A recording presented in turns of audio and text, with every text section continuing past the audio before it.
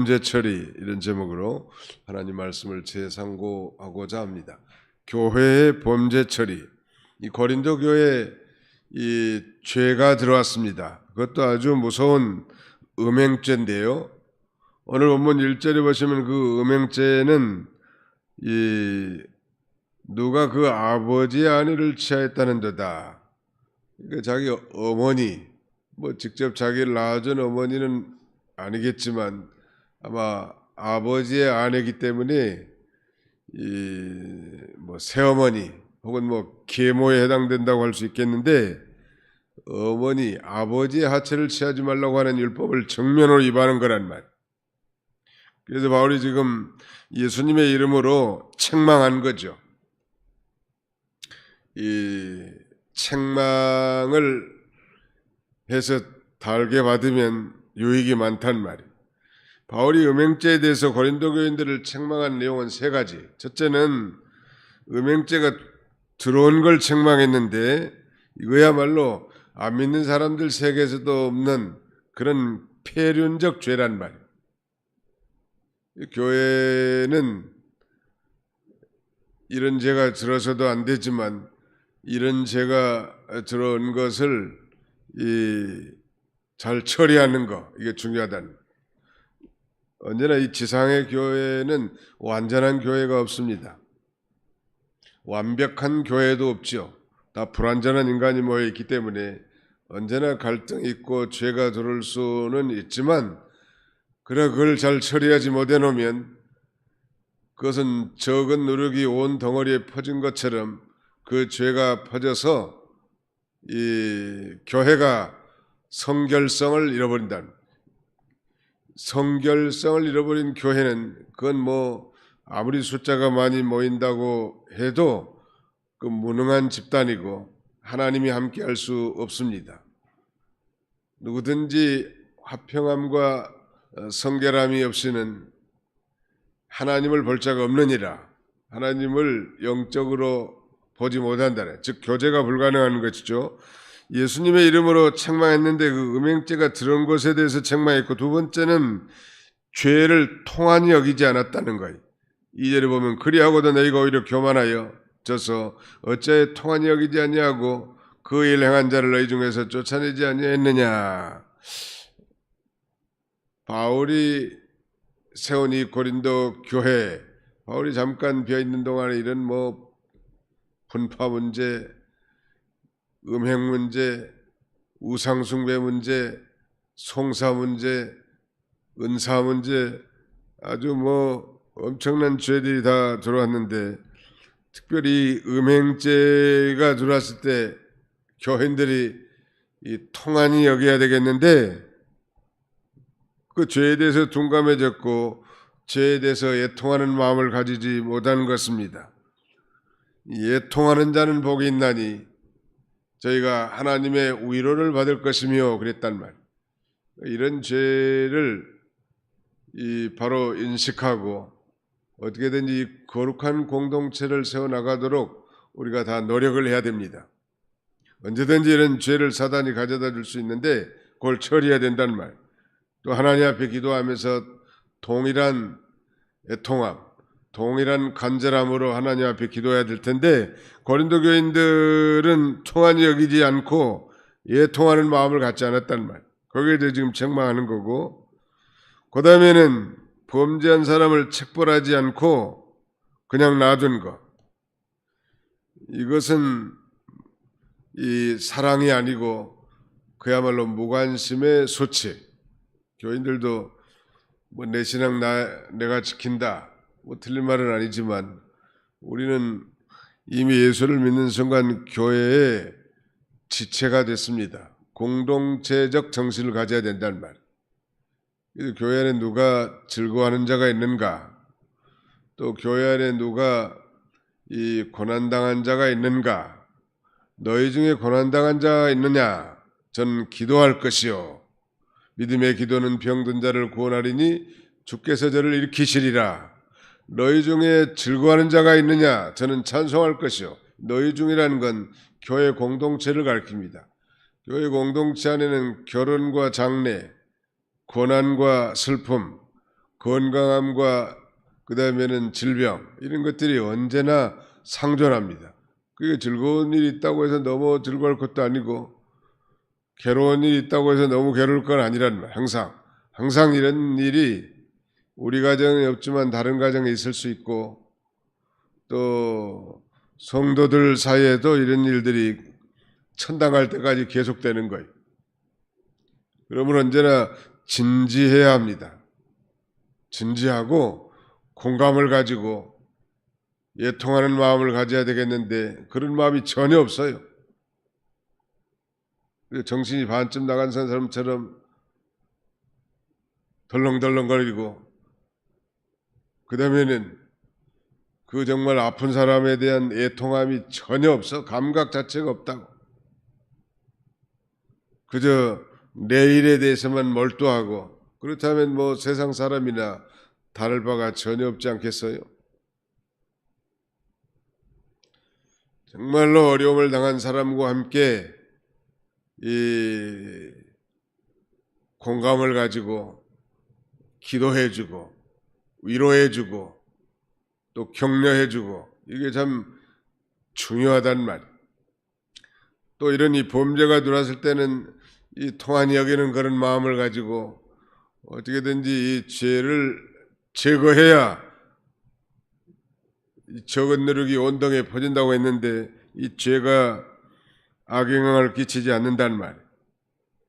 사탄은 우리의 이 죄 있는 본성을 자극해 가지고 어떻게든지 교회를 부패하게 만들려고 합니다. 거기에 부하내동해 가지고 정신없이 분별력 없이 나가면 교회가 부패하는 거예요. 이렇게 이 범죄자는 하나님이 어떻게 했을까? 뭐 철저하게 회개하고 바로 서지 않는다면 계속 이런 죄를 짓고 나간다면 하나님이 여러 가지 징계를 하시겠지만 마침내는 그 육체는 하나님이 취하시고 택한 백성이 구원받았다면 그 영혼은 하나님께서 이제 주 예수의 날에 구원을 얻게 하시겠죠.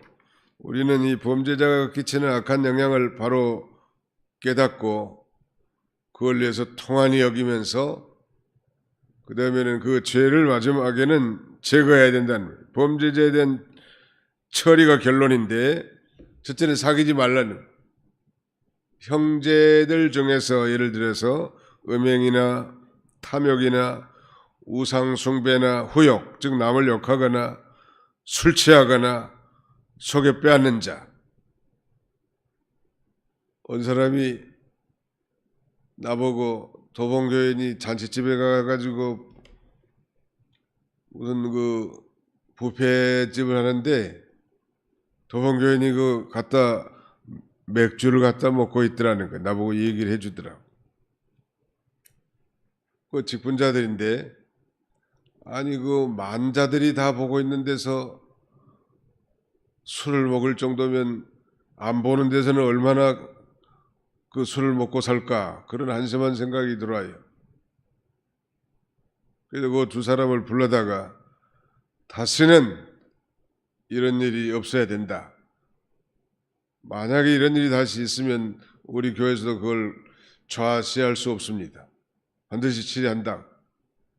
자기 뭐 개인이 집안에서 무슨 뭐 디모데처럼 위장이 안 좋아서 포도주를 한잔 하는 건 용납할 수 있겠지만 공공연한 자리에서 말이죠. 누가 안 보는 줄 아는 모양이죠. 그거 참 그 직분자의 자격이 없는 거예요. 아마 다시는 안 그럴 거라. 만약에 그걸 보고 누가 알려줬는데도 그 사람에게 그 말하지 않는다면 그건 당연히 여길 거란 말. 그리고 그걸 본 사람은 얼마나 슬프겠냐는 말. 직분자가 돼가지고 세상에 뷔페집에 가가지고 번연히 보는 데서 맥주를 갖다 마셨다. 그건 참 한심한 일이란 말. 그 한마디 말로 견책 안 거예요. 그런 일이 반복된다면 그건 이제 직분을 정지시키고 끝까지 회개치 않으면 그건 이 교회 최고의 치리 기관이 당회에서 의논해 가지고 그 징벌하는 거예요. 이 교회라는 건 언제나 이 거룩함을 상실할 때 이건 부패하게 되고 그다음에는 하나님의 역사가 상실된단 말. 살아있으나 죽은 교회가 된단 말. 이 범죄자에 대한 처리, 사귀지 말라는 거. 그다음에 이런 일을 반복하고 나가면 성찬을 금지시킵니다.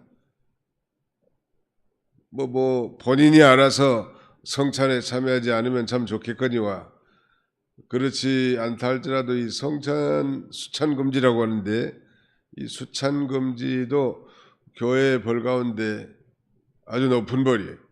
출교 전 단계가 수찬 금지입니다. 교단의 어떤 교회 장로 한 사람이 그 목회자를 대적하고 쫓아내려고 한다고 신고가 들어와가지고 가만히 얘기 들어보니까 그 옳지 않은 처사에 보니까 우리 총회 상임위원회에서 그 장로에게 수찬 금지를 시켰습니다. 6개월간. 6개월간 수찬 금지 시킨 다음에는 공문을 보내서 해벌 통지서를 보냈어요. 이제 그 총회에서 내린 징계를 잘 받았으니 이제 아무 날부터 해벌한다. 그래서 지금은 아주 좋은 관계로 믿음 생활 잘 하신다. 이 벌을 잘 받는 것도 참 중요해요. 사람이 실수하는 사람이 없고 죄 짓지 않는 사람이 없죠. 종류만 다르지. 그러나 공적인 영향을 끼친 것에 대해서 처리를 반드시 해야 된다네. 두루뭉실 나가는 게 아니에요. 하나님은 두루뭉실한 분이 아니고 정확한 분입니다. 진실한 분이고 시간한 분이 아니에요. 헛된 말하는 분이 아니란 말이에요. 성찬을 금하고 마지막 하나는 이제 회개치 않는 자를 출교하라는 범죄자에 대한 처리. 우리가 공공에는 그런 죄를 범하지 않는다 할지라도 누가 눈치채지 않았다 할지라도 내 자신이 하나님 아버지 앞에 옳지 않은 것에 대해서는 철저하게 회개하고 십자가의 보혈 앞에 통회하고 금식하고 그리고 성령님의 인도를 받아서 날마다 이 거룩한 성전으로서 하나님을 잘 섬겨야 합니다. 그걸 하나님이 기뻐하시고 그런 성도를 하나님이 함께 해주신다는 말. 오늘 교회의 범죄 처리, 이 고린도 교회는 어떻게 보면은 연약한 교회지만 또 은혜와 은사가 풍성한 교회였는데 그런 은혜와 은사가 풍성했다고 해서 경건이 보장되는 게 아니라는 건 언제나 내가 과거에 은혜를 많이 받았고 또 하나님 앞에 연보도 많이 했고 봉사도 많이 한 것과 개인의 경건 생활과는 일치되는 게 아닙니다. 항상 하나님 아버지 앞에 신중하고 사람이 좀 신중하고 진지해야 된단 말이에요. 하나님이 그러신 분이니까요. 철저하게 회개하고 하나님과 친밀한 동행의 삶을 살 때 우리의 기도가 응답이 되고 그런 거룩한 공동체에 하나님이 임재해 주시고 축복해 주시는 것입니다.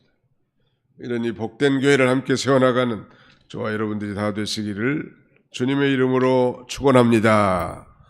기도합시다. 살아계신 우리 아버지 하나님께서 불순한 날씨와 또 코로나19 전염병의 유행 가운데서도 우리의 건강을 지켜주시고 우리의 가정을 지켜주시고 우리의 손을 댄 모든 물산을 축복하심을 감사하고 감사를 드립니다. 하나님이 기뻐하시는 삶을 살라고 했는데 또 더욱 많이 행하라고 했는데 우리가 이 성결 생활, 사랑과 근면을 실천하는 생활, 또 소망을 가지고 현실만 바라보지 않고 소망을 가지고 사는 생활 더욱 많이 행하는 걸 우리 주님이 기뻐하신다고 했사오니 이런 삶을 온전히 살지 못한 걸 회개하고 우리 하나님을 기쁘시게 하는 삶을 살아갈 수 있는 저희가 되게 해주시기를 원합니다.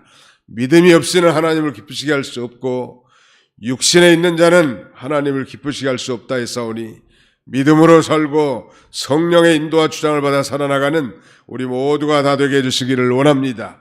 교회 안에 이런 죄가 번연히 들어올 때가 많이 있는데 언제나 이걸 잘 분별해서 우리가 잘 처리함으로 거룩한 공동체를 함께 세워나갈 수 있는 저희가 되게 해주시고, 범죄했다고 낙심할 것이 아니고 우리가 회개하고 하나님 앞에 다시 거룩한 삶을 살아갈 수 있는 우리 모든 공동체가 되도록 우리 하나님께서 축복해 주시기를 간절히 바라옵고 원합니다. 오늘 이 거룩한 주일 복 주시기로 예비한 날 하늘문을 여시고 신령한 양식을 쏟아부어 주셔서 우리의 심령이 차고 넘쳐 한 주간 동안도 또 믿음으로 승리하게 해주시고, 금번 한 주간은 특별히 이 총회가 주최하는 이 교단 8월 사경회가 개최되겠사오니 많은 성도들이 참여와 함께 은혜 받을 수 있도록 도와주시고, 세우신 하나님의 종들을 능력의 장중에 붙잡아 주셔서 아버지 선포된 하나님의 말씀을 통하여 우리가 회개하고 은혜 받고 아버지 이 어려운 가운데 승리하며 살아갈 수 있는 저희 모두가 되도록 하나님이 축복해 주시기를 원합니다. 오늘도 18개 모든 구역과 사부 교육기관, 오부 선교회, 권사회와 모든 교회 안의 재직회와 당회 이르기까지 하나님이 함께 해주셔서 기간들마다 성령의 역사가 충만하게 넘치고 생명의 역사가 나타나도록 우리 하나님의 은혜 나눠 주시기를 간절히 바라옵고 원합니다. 자비로우신 우리 아버지 하나님께서 우리의 모든 예배를 통하여 하나님 홀로 영광 받아주시고 악한 마귀를 일절 틈 못하도록 하나님 막아주시며 상처받은 심령들, 병든 심령들, 고난 중에 있는 형제들이 다 함께 예배에 참여하여 말씀을 통하여 예배를 통하여 모든 문제들이 해결되고 참으로 더욱 하나님을 의지하는 복된 성일이 되도록 우리 하나님이 함께 주시옵소서. 주께 오늘도 모든 것을 맡기옵고 감사드리오며 우리를 죄에서 구속하신 예수님의 이름으로 기도하옵나이다. 아멘.